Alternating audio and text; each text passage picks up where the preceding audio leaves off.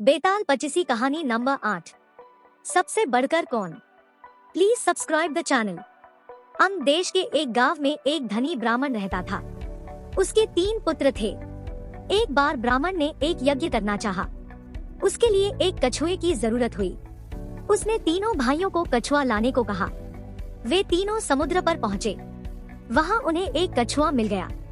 बड़े ने कहा, मैं भोजनचंग हूँ, इसलिए कछुए को नहीं छूऊंगा। मझला बोला, मैं नारीचंग हूँ, मैं नहीं ले जाऊंगा। सबसे छोटा बोल, मैं शैयाचंग हूँ, सो मैं नहीं ले जाऊंगा।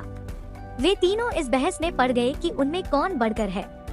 जब वे आपस में इसका फैसला न कर सके तो राजा के पास पहुँचे। राजा ने कहा, आप लोग रुकें, मैं तीनों की अलग अलग जांच करूंगा।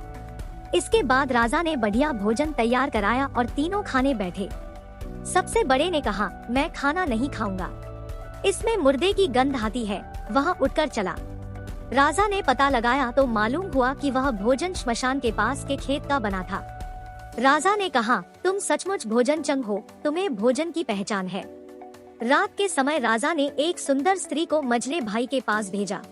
जो ही वह वहां पहुंची कि मझले भाई ने कहा, इसे हटाओ यहाँ से, इसके शरीर से बकरी का दूध की गंध आती है। राजा ने यह सुनकर पता लगाया तो मालूम हुआ कि वह स्त्री बचपन में बकरी के दूध पर पली थी।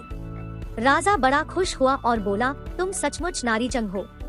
इसके बाद उसने तीसरे भाई को सोने के लिए 7 गद्दों का पलंग दिया। जैसे ही वह उस पर लेटा कि एकदम चीख कर उठ बैठा। लोगों ने देखा, उसकी पीठ पर एक लाल रेखा खींची थी।